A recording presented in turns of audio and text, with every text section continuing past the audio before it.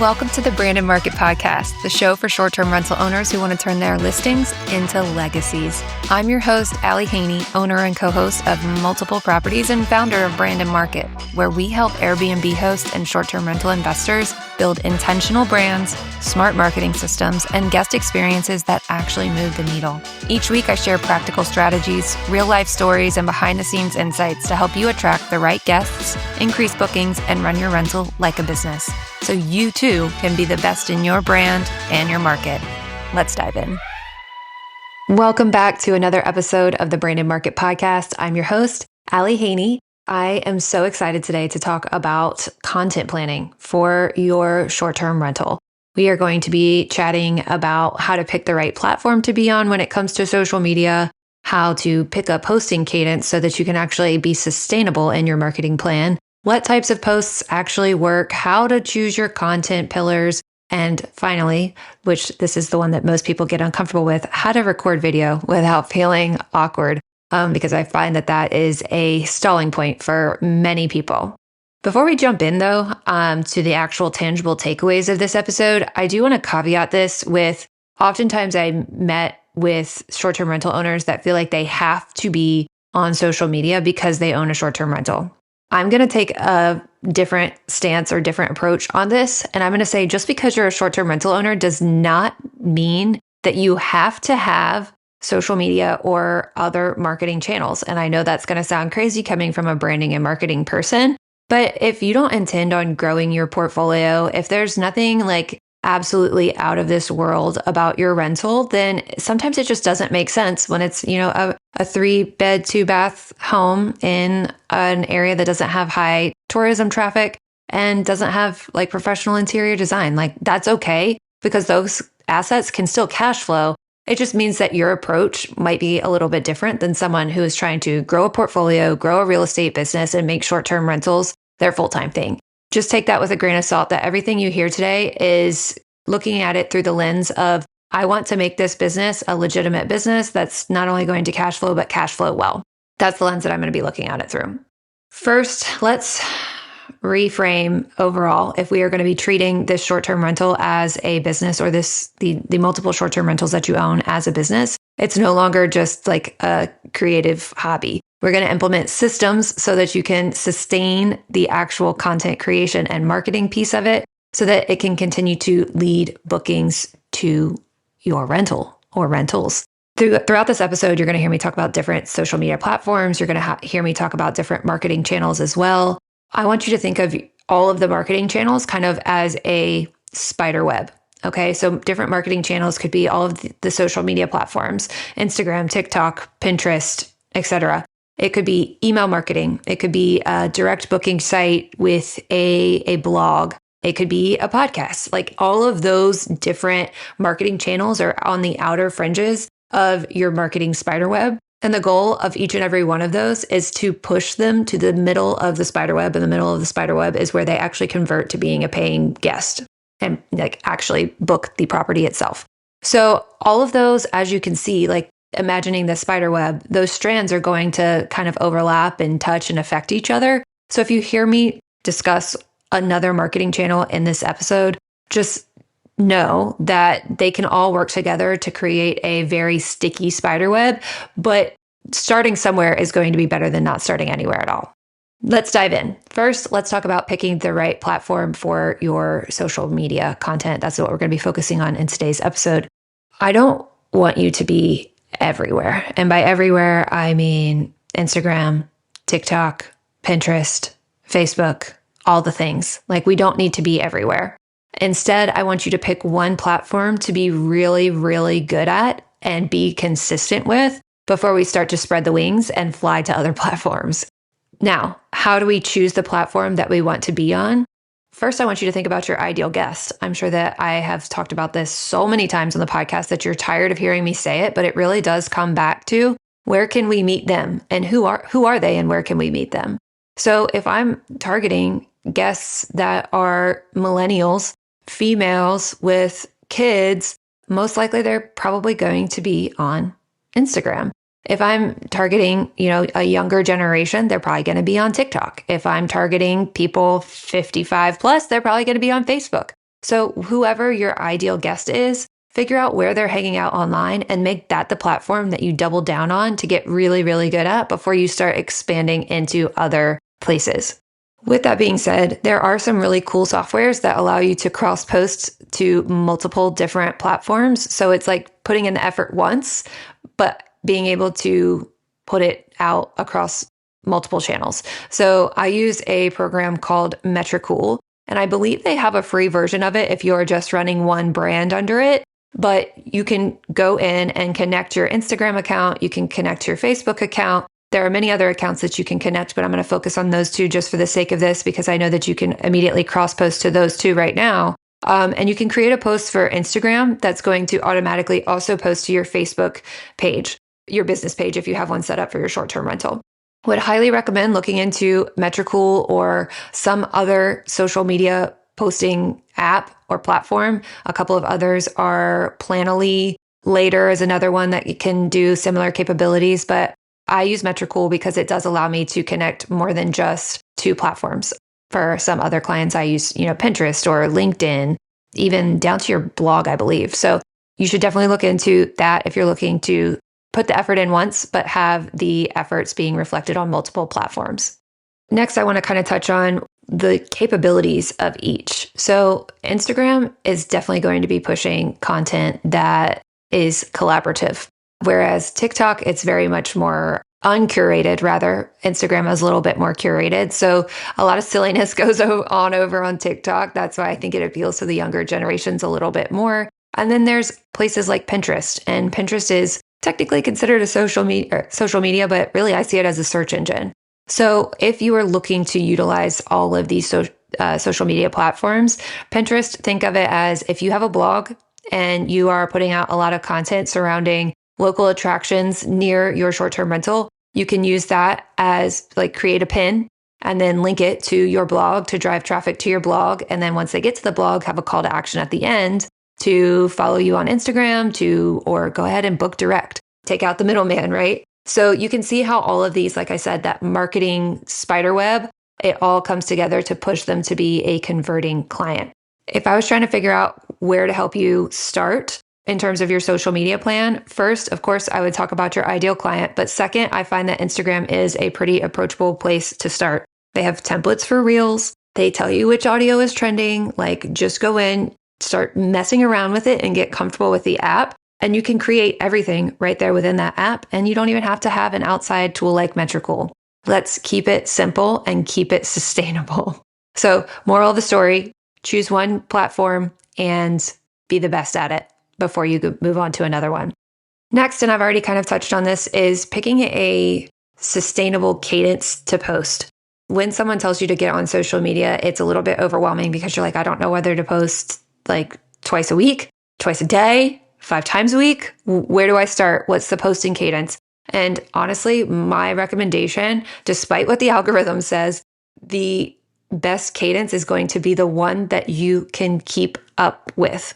Don't commit to posting once a day, 7 days a week, if you can't keep up with that. And I will say that now feels like a full-time content creation job once you get to those types of numbers, having to post every single day. Instead, figure out what works with your life, your system. Let's say you want to post 2 to 3 times a week, okay? In a month, that's 8 to 12 posts a month. That means you have to have somewhere between 8 videos or 8 images, all the way to, let's say, times 3 to 30-ish images or videos. So sit down and make time to batch create the content. Some of you guys are probably short-term rental owners / operators that don't actually stay in the area that you're in. Your home base is not the same place as your short-term rental. So what I would suggest in that case is to try and make it a point, at least for 1 year, make it a point to get out there to that short-term rental, or have someone else go out there to that short-term rental once every season. So that's 4 times in 1 year, so that you have content that you can cycle through in every single season. So winter, summer, spring, fall. You got the leaves changing colors. You've got the beautiful flowers in the summer. You've got snow on the ground in the winter, right? So that way you can cycle through that content and be able to have something that can sustain you all throughout. And that way, if you have all of those videos up front, you can sit down and batch create content for an entire month. And you can even within the app, at least for reels and videos, I believe, you can schedule it within the app so that you never have to use another platform, like a scheduling platform, if you don't want to. I'm going to take a second to give you a little bit of tough love. We all love Airbnb. It's where most of us got our start. But what happens when Airbnb increases fees for hosts? What happens when the Airbnb algorithm no longer favors your property? Well, at that point, it's time for you to take your short-term rentals marketing into your own hands. I created a free quiz to help you figure out where you should start marketing your short-term rental. Look in the show notes for the link to take that free quiz, and the results will be sent directly to your inbox. Let's help you to be the best in your brand and your market. With that being said, that kind of leads me into my next point is figuring out what types of posts actually work. This is a hard one because it feels like it's always changing. And there are different strategies with different types of content. But if you're looking just to get started, the most high performing that I see are carousels and reels. And the reason that carousels perform so well is that you can, like, if you close out the app but pull it back up, it can go to the second reel, or the second slide on a carousel and show it to somebody as if it were the first time that they saw it. And I don't know if you've ever caught yourself like kind of doom scrolling and you look down and you're like, oh, that I didn't see that before, but you see that the little dots over to the second like ticker in the like lineup thing in the bottom. I know you know what I'm talking about. I don't know what the words are. But that is why carousels perform so well, because they get shown to people multiple times without people realizing they're consuming the same content twice. If I were going to tell you where to start with your posts, what type of posts to start with, it would be first a carousel. Those are easy to create. If you have a free Canva account or a Canva Pro account, hop in there. There's plenty of templates that you can use. Customize them to your brand that your short-term rental has. Don't just use the same fonts and the same colors that everyone else uses. Okay, customize it to make it look like it's your own, and then use it to tell a story. That story could be told about how the short-term rental came to be, how you acquired it. Was it passed down from your grandmother? Did you purchase it to, create generational wealth for your family? Did you tell me the founder story? Tell me how you came to acquire it. It could be how you nailed down a brand for the short-term rental. Tell me what the brand story is behind it, and swipe, swipe, swipe. Tell me about the different amenities. It can be the features of the actual rental itself. Tell me about the different amenities that you offer. Swipe, swipe, swipe. So that's where I would start, is with a carousel. And then if you have video, dive in and try to create a reel. It does not have to be hard. And once you transition the thought process between I'm just a consumer of social media and I am a creator of social media, you start to look at reels from other creators or other accounts a little bit differently. So instead of just mindlessly consuming the content, I want you to go in there and I want you to look at, what is the text on the screen saying? What is that hook at the beginning of this video? How are they differentiating what the text on the video is versus the text in the caption? Is it the same? Is it different? Does the on-screen text tell me to go read the caption? So start to look at how to formulate those reels, and you'll realize that a lot of the reels that you consume, if you don't already notice it, is what's called B-roll. I think I'm jumping ahead in my points, my little outline here, but I'm going to go for it anyway. You can record B-roll at any point. You don't have to be technically at that rental in order to record B-roll to talk about the rental. However, if you are at the rental and you're doing that batch creation of content, a video can be 3 seconds long and it plays on repeat. That's how people continue to get higher and higher numbers of views. If you're at the rental and you're, let's say, hanging a new photo, videotape it. You can videotape it for 5 minutes and pull a 3-second clip. That's all you need. If you're at the rental and you're going to a local museum or a local coffee shop or a local baseball field or some other type of attraction, videotape small little snippets throughout the day. It could be as simple as if you went to a baseball game in downtown Louisville, me taking a picture of as if I'm grabbing a hot dog from the hot dog stand. It's that simple. Okay, since we're here already, let's talk about other ways that we can record video to make it feel fluid and natural. I think the hang up that a lot of people have is being on camera, like their face being on camera. But just know, like I said, with that B-roll video, it doesn't have to be your face on camera. It could be if you're at your rental and you're making coffee in the morning, it could literally just be your hands pouring coffee into a branded coffee mug for your short-term rental. It's as easy as that. If your short-term rental has a nice like little trail area or backyard area, it could be as simple as videotaping the backyard area in a panorama view. I would go through and I would make videos of every individual room prior to spreading out all of your stuff so it's nice and staged. And you can repurpose that. And like I said, you only need about 3 to 7 seconds of video for like the average reel. And you can pull from that over and over and over again. It might feel repetitive to you because you're seeing it 2 to 3 times a week, but I can guarantee you that the percentage of your audience that's seeing that reel it would be a really good day if it was 10%. So if you continue to stay consistent, that repetition is going to breed familiarity, and familiarity breeds trust. Trust leads to bookings. So don't overthink it and just use the content that you have. Okay, the last point that I want to touch on is narrowing down your content pillars. As you sit down to create your content plan, this is going to be really helpful so that you can have an ongoing brainstorm list, so to speak, of the content that you can use. So anytime I have a short-term rental, I basically split it up into about 5 different content pillars. Those content pillars, even if they are generally the same, they're going to look so different based off of each individual rental because the rental itself is going to be different. The location is going to be different. The guests that we're talking about or marketing to is going to be different. Although this is kind of a steal my strategy type of vibe, your strategy, even if it's the same, is going to look different based off of the makeup of the rental. So if I was going to create a content plan for you today, I would sit down and I would first look at the stay, the property and the amenities. That's the first content bucket. So I call that like a unit showcase. We're showcasing the features, the amenities, the design of the actual property itself. Second, we're showcasing the area. That's the second pillar. So we're talking about local experiences, attractions. I already mentioned coffee shops and restaurants, any types of museums or attractions, any of that.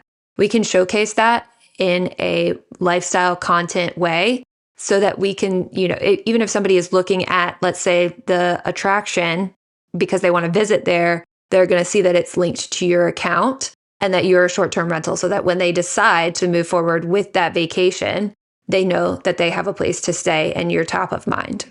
The third one is the brand. So that's the host backstory. That's how you came to acquire the property. That's your approach to hospitality that's unique. This is where you start to really, really speak to your ideal client. It's all of those backstories and values that make you different as a host than the next person that might be hosting a similar property as you. Next is the guest. So this is like the guest experience, what they experience when they're actually on property, how that's different than the other properties in your area. And a really good thing to use to pull for this content pillar as content is testimonials. So anytime you're using a booking OTA, so if you're using Airbnb or VRBO, they prompt the guest to leave a review. You are able to use those reviews, pull them, and use them as your marketing on your social media, your direct booking site, your email marketing, like whatever you want to use it on. I encourage you to use those testimonials. I actually have an entire video on how to use reviews as your marketing. I'll link that in the show notes so that you can take a listen to that, but you can utilize that within that content pillar of the guest experience. Finally, I recommend an educational content pillar. So that could be travel tips. That kind of goes hand in hand. A lot of these are going to kind of overlap in that if you imagine a Venn diagram, the area content pillar is going to overlap with the education or travel experience content pillar. So travel tips, where do I fly in? How much is it on average to get an Uber from the airport? How do I book? On a direct booking site, you can I've seen people screen record how to get from their Instagram to their direct booking site. Anything that you think that your guest might potentially need in order to make a booking decision, that falls within the education portion of the content pillars. I would love for you guys to sit down and brainstorm around these content pillars. I'm going to say them succinctly so that you can create a list if you're taking notes. First, the stay. Second, the area. Third, the brand. Fourth, the guest. Fifth, education. I would love for you to sit down and write down 2 to 3 mini topics, subtopics that fall under those content pillars that you know you either have content on your phone already for, or that you could quickly get content for. And when I say content, I mean images and videos. So that's your exercise, your homework for today. But I would love to just kind of run down exactly where you need to be, how to start a social media content plan. First, we're going to pick a platform, whether that is Instagram, Facebook, Pinterest, TikTok, whatever it might be. Second, we're going to set a cadence of posting schedules. So how many times a week are we going to post? Third, we're going to rotate our post types. We're going to focus on carousels and reels. Fourth, we're going to define the pillars, our content pillars, and brainstorm ideas for those. And fifth, we're just going to keep the video simple. We're not going to put too much pressure on it because we only need 3 to 7 seconds worth of video. If this was helpful, I would love if you drop a review for us, because that's how we get to reach even more short-term rental owners and help them as well. Lastly, I want to put in a shameless plug for our free quiz that you can take to help you identify where you should start marketing your short-term rental. Of course, when you get to that quiz, social media will be an answer, but I would like to take a little bit more information about where you are in your business so that I can help you fix those marketing issues if you have them. So thank you so much for hanging out with me on the Brand and Market Podcast. Until next week. You just completed another episode of the Brand and Market Podcast. If you found this helpful, please rate, review, and subscribe to help others find this show and so that you never miss an episode. Don't forget to take a look at the show notes for all the resources mentioned today. See you next Wednesday, and as always, I'm here cheering you on as you build your dream brand and business.